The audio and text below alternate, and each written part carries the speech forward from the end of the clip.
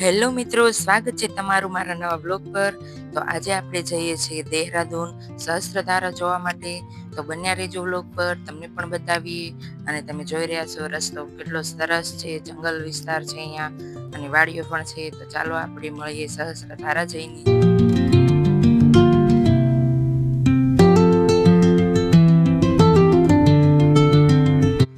તો ફાઇનલી આપણે સહસ્ત્રધારા પહોંચી ગયા છીએ અને તમે મારી પાછળ જોઈ શકો છો કે ઘણા બધા લોકો નાય છે અને સામે ઝરણા વહે છે.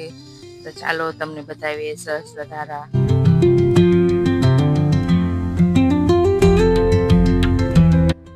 તો જો આમ આગળથી લઈ અને છેક સુધી લોકો નાહી રહ્યા છે અને દૂર દૂર લીલાછમ ડુંગર દેખાઈ રહ્યા છે અને નજારો એકદમ સરસ છે અને પાણી પણ બહુ જ સરસ છે અને લોકો એન્જોય પણ ખૂબ કરી રહ્યા છે.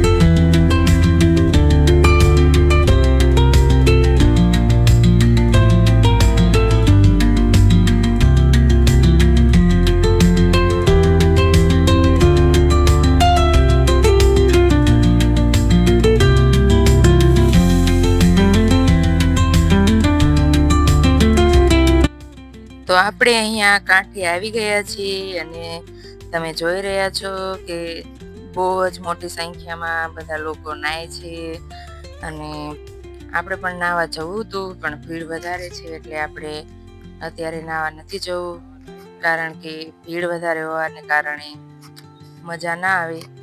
એટલા માટે આપણે અહીંયા દૂરથી જ જોઈ લઈએ સહસ્ત્રધારા.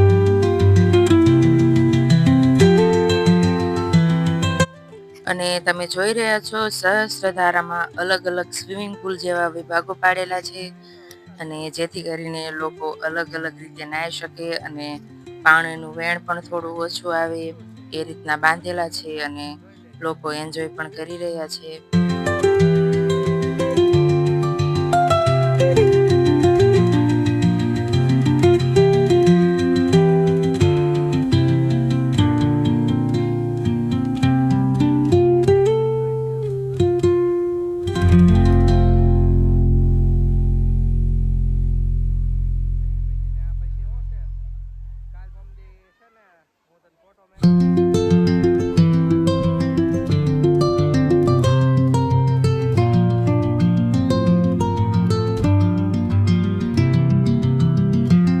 તો આપણે હવે સહસ્ત્રધારા જોઈ અને નીકળી ગયા છીએ અને અહીંયા તમે જોઈ શકો છો કે અલગ અલગ બધી શોપ પણ છે અને રેસ્ટોરન્ટ પણ છે. તો તમે અહીંયા જમી પણ શકો છો અને સામે છે સહસ્ત્રધારા રોપવે, ઉપર એક સાંઈ મંદિર છે ત્યાં આપણને લઈ જાય છે અને ટિકિટ દર છે 200 રૂપિયા. તો જેને ત્યાં દર્શન કરવા જવું હોય કે ઉપર દર્શન કરવા પણ રોપવેમાં બેસીને જઈ શકો છો. સાંઈ મંદિર સિવાય પણ ઘણું ઉપર જોવાલાયક છે અને વ્યૂ પણ ત્યાંના સરસ જોવાલાયક છે.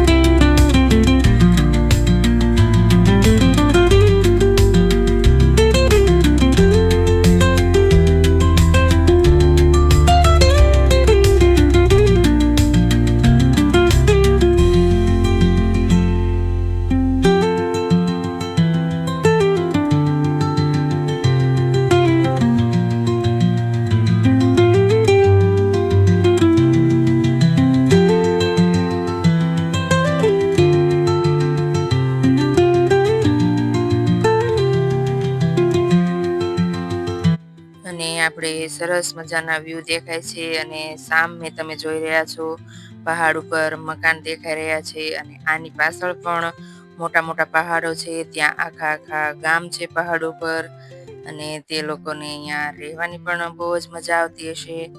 તો ચાલો હવે આપણે આગળ જઈશું અને તમને બતાવીશું કે આપણે ક્યાં જઈએ છીએ. તો બન્યા રહેજો અમારા વ્લોગ પર. અને તમે જોઈ રહ્યા છો કે મારી પાછળથી પણ હું તમને બતાવું કે સહસ્ત્રધારાનો નજારો બહુ જ સરસ લાગી રહ્યો છે. અને ચાલો હવે આપણે સહસ્ત્રધારા જોઈ અને નીકળીએ અને બન્યા રહેજો મારા બ્લોગ પર.